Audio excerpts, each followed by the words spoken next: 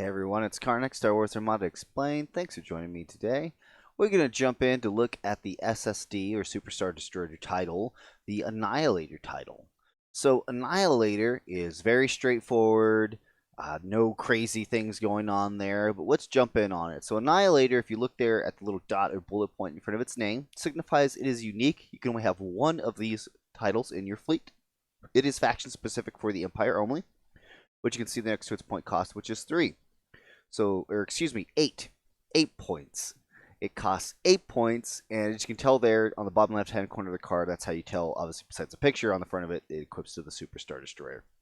The wording says, while attacking a squadron, you may re-roll 1 attack die. So for 8 points, you can re-roll any attack die on a squadron, which over the course of a game for 8 points, I think this is it's expensive, but it's very reasonable because the SSD, depending on how you run it, you can definitely get a huge amount of use out of this card. Let's dive right in. So if there is any, I forgot to pull my squadrons out, but let's just do this real quick.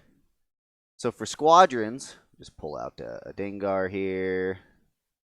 Boom. Get some other like little TIE fighters, TIE defenders. Okay, we'll just do something like that. So, when conducting an attack with Annihilator, depending on which variant you're running, if you're running the command version, and this is for 400-point games, the more expensive ones that you use for other game types, that they all have very different die. I'm just going to cover the 400-point variants. So the command variant only runs the double blue die, so it can only attack at medium to close range. But the assault variant has a red die and a blue die, so it can reach out to long range to throw an attack die, which obviously that's a huge range, especially for a Super Star Destroyer to be able to attack squads from so far away. So depending on which version that you're running, again, make sure you see which amount of die that you need to be appropriately tossing. We're going to say these squadrons are at medium range. Typically when you're attacking squadrons, it's very difficult to get re-rolls. So if you roll, that blue, we're going to say it's the assault variant rolling the blue and the red. Which, hey, I mean, that ended up being 2 damage. Well, let's just say if you had rolled a blank on that red attack, you tap the Annihilator title, and you say, you know what, I'm going to re-roll that red die. And you can re-roll that, as you can see, into damage. So this generic TIE Defender would suffer 2 damage. Now, if you're attacking something like aces, especially aces that have a scatter, you need to be able to have an accuracy on the board in order to really be able to do damage. In this case, blues with the double accuracy icons on them, it rolled into a crit, which is nothing that triggers against squadrons. Reroll that blue die. And hey, got the accuracy that you needed. You're able to ping 1 damage off of Dengar. So that's, very, very useful title. And once again, that reroll is for every single squadron attack that you're conducting. So that is just a quick example there of using one of 3 attacks to flak and attack squadrons, for example. I also recommend making sure that you are bringing gunnery teams on your Superstar Destroyer. Otherwise, everyone just kind of crowds into one arc. And if you can only shoot one thing of your 3 attacks, you're going to start facing some problems. So let's talk about some other combinations that work well with the Annihilator title. You can't mention squadron attacks without mentioning Agent Callus. So whenever you're attacking a unique squadron, you can add 1 die of any color to your attack pool. So maybe you're attacking a scatter ace, you roll your initial roll, which, wow, that's a super good roll.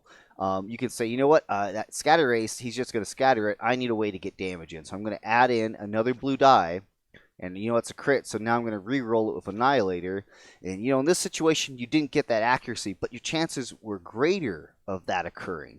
And you know what? He still has to spend the scatter on this attack. So if you do have potentially something else that could follow on with that, that could great. One thing that could help with a roll in this situation, and one that I highly recommend for SSDs, don't leave home without it. Bring the H9 turbo laser, which allows you to turn 1 die with a hit or crit symbol to an accuracy. So something like this where you re-rolled and you couldn't get the accuracy needed, guess what? You could H9 that, turn that into an accuracy. Even with the brace, 2 damage to Dengar. 2 damage to Scatter Ace, which for most Scatter Aces, they only have 3 or 4 health. I mean, you're taking off a huge chunk of their health pool with that. What are some other cards that can combo with this? Let's look at Flip these all over. Now, depending on which variant you're taking, the command prototype can only take one defensive retrofit and one turbo laser slot. But if you take the assault variant, you get double offensive retrofits and double turbo laser slots. And also with the ion can slots, if you are taking leading shots, you could always cancel a blue die to re-roll your attack pool on squadrons too, if you really need to. Let's talk about the H9 quad turbo laser cannon wombo combo. So if you are shooting a squad, for example, like Dengar, you are throwing that one red and that one blue.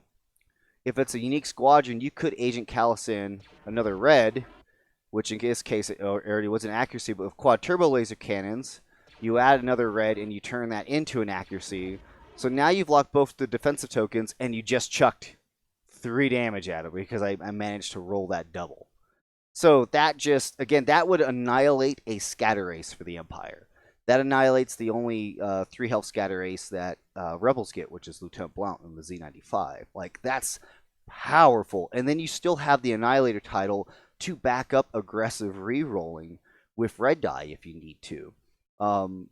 Combo that, like, for example, if you are being attacked at close range and you still feel like you need even more re-roll capability, point defense reroute for attacking any squadrons at close range if you did roll any crit icons. Also, on your defense, if you do have quad laser turrets equipped, which allows you to counter at distance 1 with a counter of 1 blue die. Again, if you've got your Agent Callus and H9s and it's a unique squadron attacking you, you can add in Agent Callus red. In this case, it's a blank, but you know what? You've got Annihilator. You can re-roll it. Boom, you get the hit, and then you can turn that into a crit or into an accuracy. Get the quad turbo laser die, set that to an accuracy. And then, point defense reroute, you could still re-roll, for example, that blue die. But, I mean, it's one of those things that, again, you're not always going to get the exact combination, but, like, you can see the power that evolves around the Annihilator title in terms of just murdering squadrons. The SSD will absolutely murder squadrons, and then H9 and quad turbo laser cannons are still giving you oomph in your anti-ship attacks as well.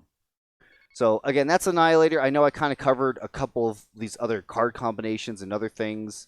I mean, you don't have to take like point defense reroute. For me, it's like if I have the points, I take it just because rerolls are always going to be good, especially against squadrons. So that's Annihilator. So again, you may think that 8 points is a lot, but when you need those rerolls to make sure that you're putting damage on squadrons, because that's the only way that you're going to take out squadrons is you have to roll what you need to roll.